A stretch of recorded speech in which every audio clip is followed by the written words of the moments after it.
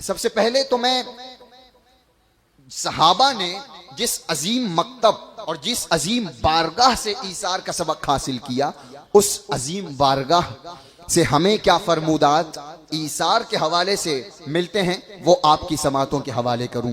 اللہ رب العزت ہم سب کو عمل کی توفیق عطا فرمائے۔ رحمت عالم صلی اللہ علیہ وسلم کے ارشاد پاک کا مفہوم ہے۔ سب سے پہلے یہ سماعت فرمائیں کہ دو چیزیں ہیں، ایک ہے سخاوت، ایک ہے ایثار۔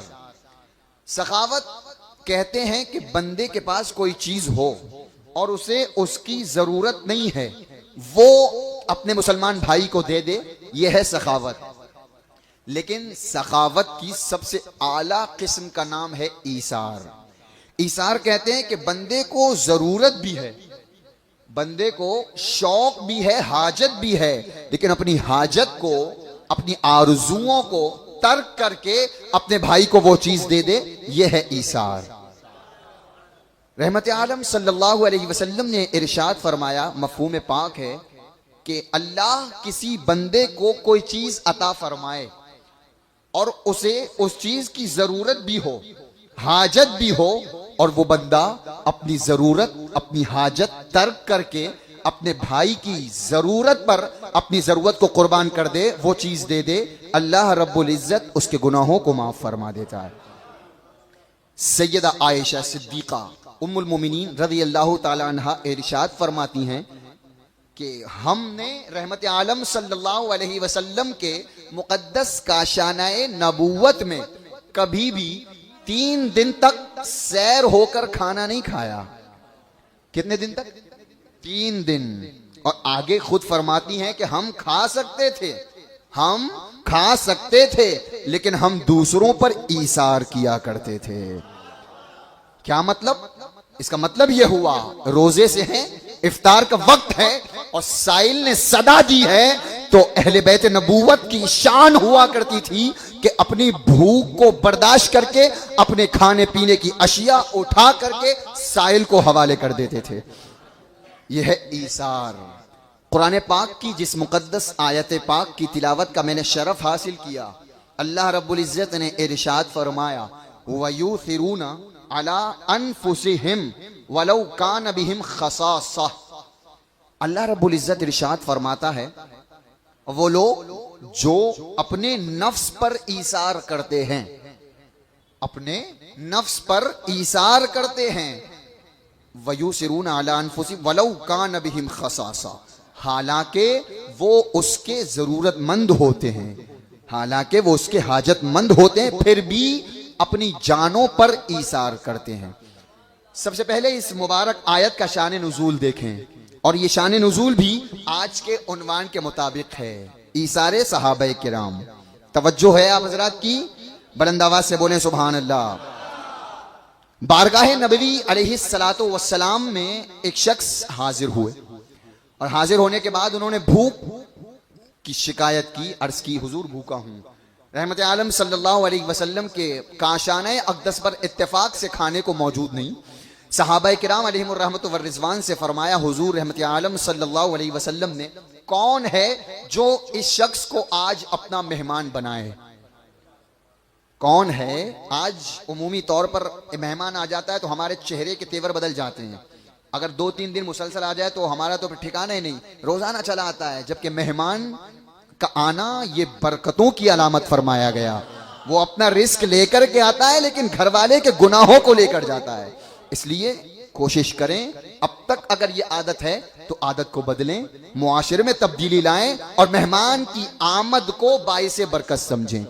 حضور نے ارشاد فرمایا کون ہے جو اس شخص کو آج اپنا مہمان بنائے؟ صحابہ کرام علیہم الرحمت والرضوان میں سے حضرت ابو طلحہ رضی اللہ تعالیٰ عنہ کھڑے ہوئے، عرض کیا یا رسول اللہ علیہ السلام، آج یہ شرف مجھے حاصل ہو جائے، میں انہیں اپنا مہمان بناؤں گا۔ صحابہ کا ایثار تو اگر ہم یہ کہیں تو بے جا نہ ہوگا کہ جب سے دنیا قائم ہوئی ہے اور قیامت تک پوری روئے زمین پر کوئی ایسا ایثار پیش ہی نہیں کر سکتا جیسا صحابہ نے ایثار کیا ہے۔ اس لیے کہ لوگ مال دیتے ہیں، حاجت مندوں کو ضرورت کی چیزیں دیتے ہیں، کپڑے دیتے ہیں، لیکن مقدس صحابہ نے اپنی جانوں کا ایثار پیش کیا ہے. اور جان پیش کرنے کے لیے جگر چاہیے. ہر کسی کے بس کی بات نہیں ہوتی کہ جان دے دے. اور جان نہیں، جب جیسی ضرورت پڑی ہے اسلام پر، مال کا موقع آیا ہے تو مال کا ایثار کیا ہے، جان کا موقع آیا ہے تو جان کا ایثار کیا ہے، اولاد کا موقع آیا ہے تو اولاد کو بھی قربان کرنے سے دریغ نہیں کیا. وہ ہیں مقدس حضرات صحابہ کرام علیہم الرحمۃ والرضوان. تو ان کا ایثار حضرت ابو طلحہ رضی اللہ تعالیٰ عنہ لے کر کے پہنچے اس مہمان کو گھر.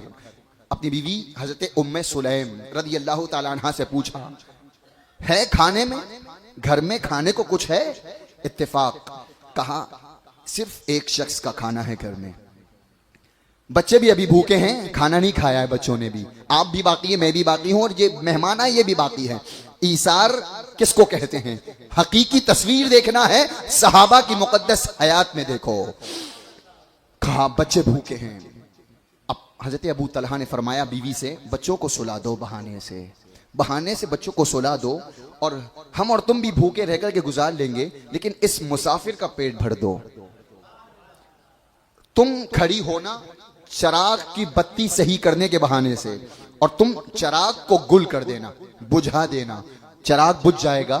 مہمان کے ساتھ ہم اور تم بیٹھیں گے، اب ہاتھ بھی ہلاتے رہیں گے، منہ چلاتے رہیں گے، تاکہ مہمان سمجھے کہ یہ کھا رہے ہیں، لیکن ہم کھائیں گے نہیں، اس لیے کہ کھانا صرف ایک شخص کا ہے تاکہ مہمان کا پیٹ بھر جائے.